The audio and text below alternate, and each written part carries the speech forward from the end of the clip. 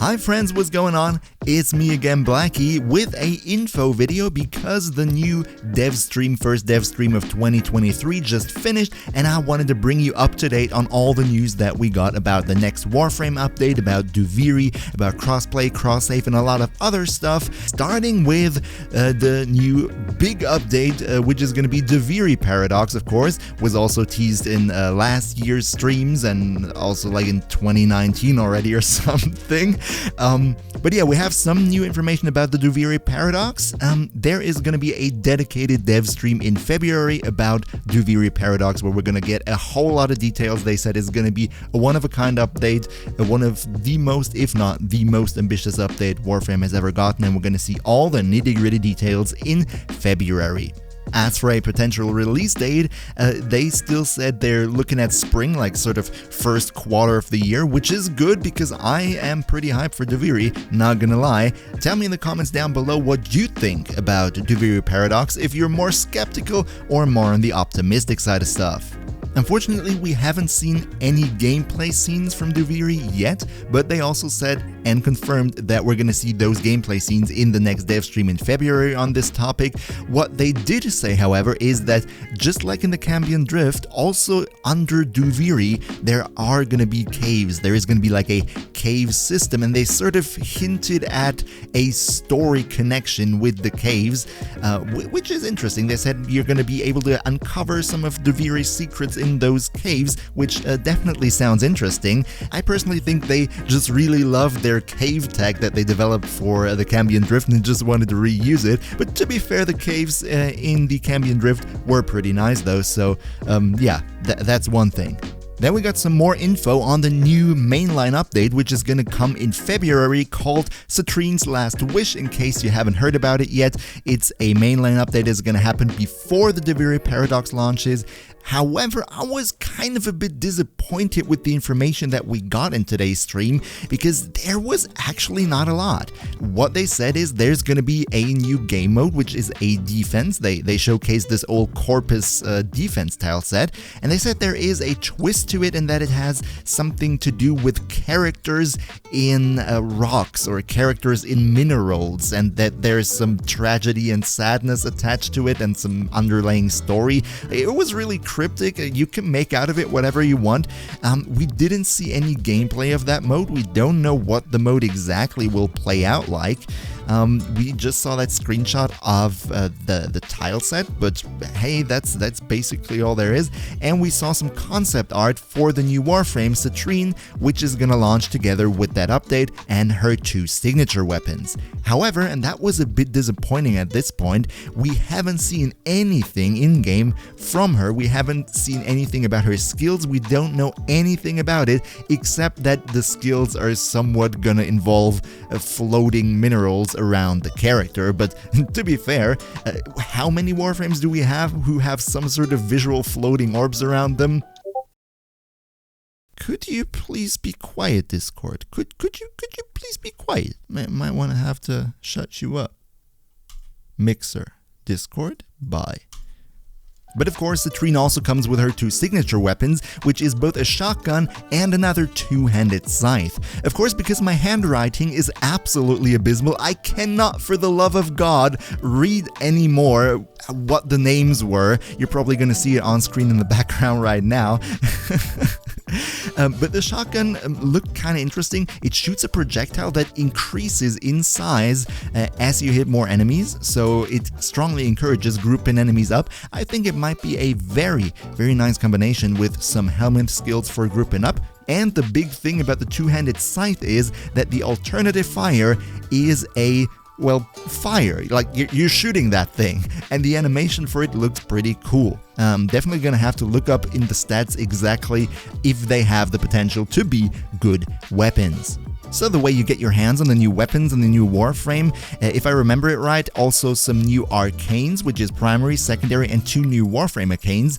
This is all gonna happen from the new game mode. It's gonna be handled the way like it was handled in Lua's Prey, where you have the game mode where you can get the drops themselves, and you also farm a dedicated resource there automatically in that game mode, with which you can go to, in this case it's Otak. He's gonna be featured in this update as a vendor, where you can can go to him with those resources and then purchase all the stuff that, in case you were unlucky, haven't gotten from the missions already, which I personally find is really good. I really like this sort of pity system where you don't have to hope for the drop to happen and get lucky, where you can just play the mission, get the resources, and then buy the stuff that you haven't gotten from the mission. Very nice design to go about this feature.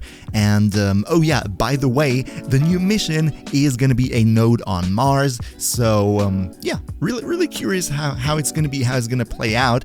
We also got some big news on Archon shards, especially the Tau Forged ones, because also there, DE decided to finally implement a pity system for the unlucky ones among us who haven't gotten a lot or maybe even any Tau Forged shards yet, because with the Citrine's Last Wish update, we're gonna have that pity system. They explained how it's gonna work.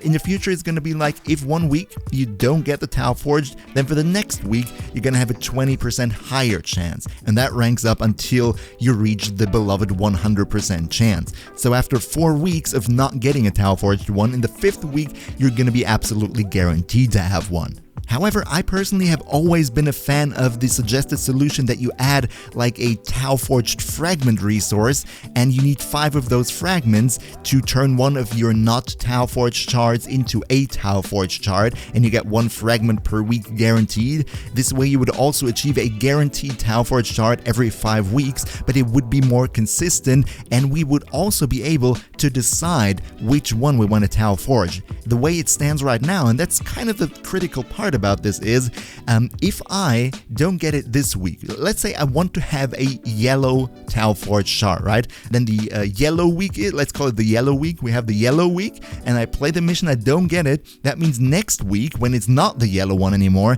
I'm gonna have a 40% chance. And maybe I don't get it then again, meaning when we have like the other color then, the week afterwards, I'm gonna be at a 60% chance. And if I'm unlucky lucky, then I get that one in Tau Forged, meaning when I end up at the yellow again, the chance is back down to 20%. So the way I understand it is that the chances are not individually calculated for each type of color, but like among all. And that might lead to you not getting that Tau Forged color that you actually desire, which would be kind of sad. But apparently DE just really wants to have this drop RNG mechanic in the game.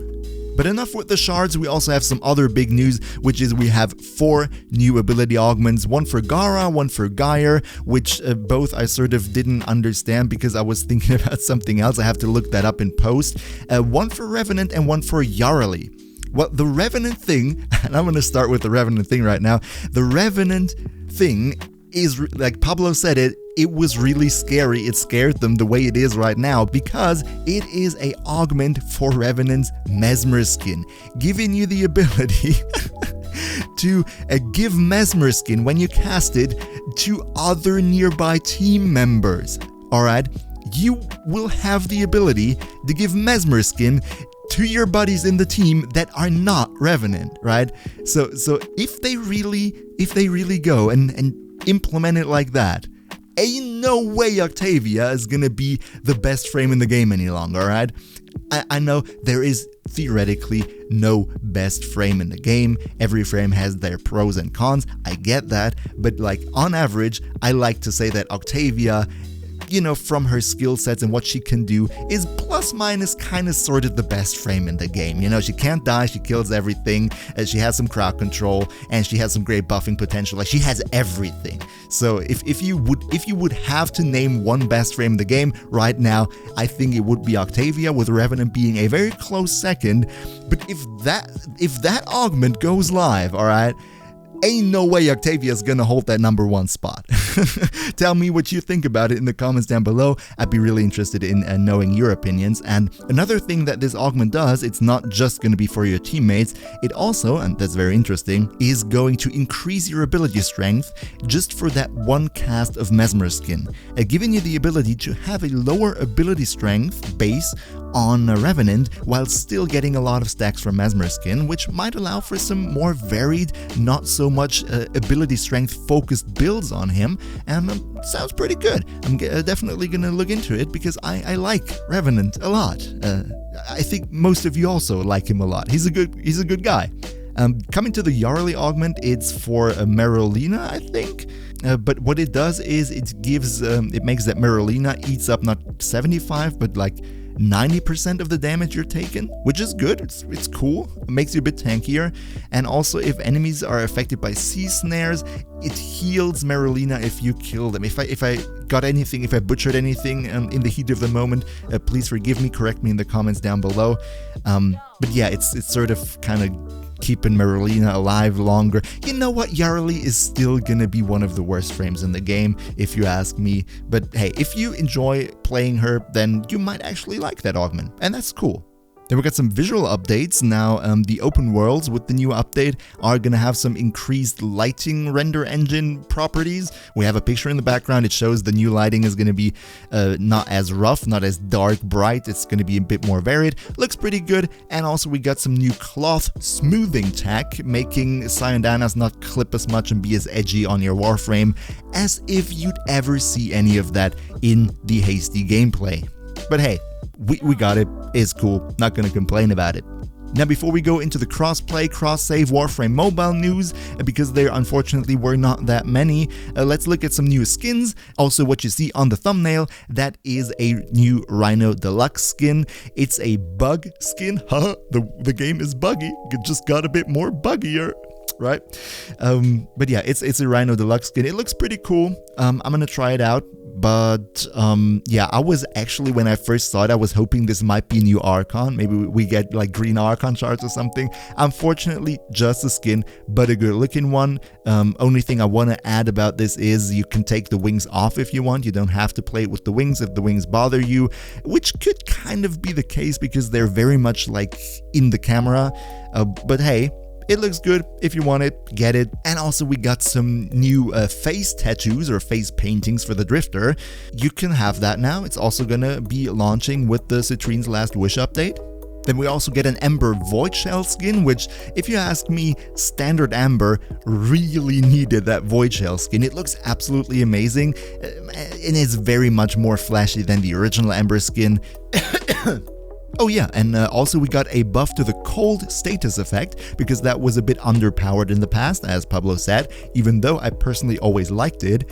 Before, the first cold proc slowed the enemies down by 25% with a maximum of, I think it was 60% slow if you had 10 cold procs on them, and that was not really that effective, he said, so they buffed it in a way that the first cold proc is now gonna slow them by 50%, which is a drastical increase if you ask me, capped at now not 60 anymore but 80%, so you can slow enemies with cold by 80%, and it doesn't take you 10 stacks, it only takes you 8 stacks now, so that's definitely nice. I always love my Epitaph with the cold effects for crowd controlling. I even mentioned it in my survival guide as a viable crowd control tactic to slow down the enemies so they don't attack you, and that now got even stronger. So I am very hyped for that. Gonna make the Epitaph even more popular. And now finally some last words about Warframe Mobile and cross-save. Right now they said the iOS closed beta for Warframe Mobile is capped out, but they're trying to get some new player slots in and also have a new invite wave sometime in spring. The Warframe Mobile closed beta is going to be running for a couple more months until the end of spring, and they're trying to get some more content into it, like more planets, more weapons. You know, they gradually expand it over that time span. So if you're registered for the beta, if unlike me you're not living in Germany where for some arbitrary legal reason it's not available, have fun with it. I really hope Warframe Mobile beta is amazing. I would really love to be able to try it out myself. As for cross-save, unfortunately they said there is not that much that they can share. They're still working on it. It's a work in progress. They're trying to get it out as soon as possible. But what they confirmed is that they are working on voice over IP at the moment. So for all the people who commented under my cross-save video or cross-play video that they are lacking voice over IP and if it's coming or not, yes, it's gonna be coming. They are saying they're working on it, and they're also saying that they're working on, you know, inviting your friends to your cross-platform clans then. That's gonna come with the cross-save, and also they're currently discussing how they're gonna handle trade, so that's definitely being talked about. I think we're gonna see some sort of between-platform trade when it comes out, but hey, who knows what it's gonna be. That's all they said for now. And as a final word of the video, as the dev stream ended, there were 2 new Gift of the Lotus alerts, giving you an Orokin reactor and something else, I guess. So if you want that, if you need it, just click the like button right now, sub to the channel if you don't want to miss out on future Warframe stuff and information, and go to the game and play the alerts and have your Orokin reactor, your space potato. And I wish you a nice weekend, and as always, of course, good loot.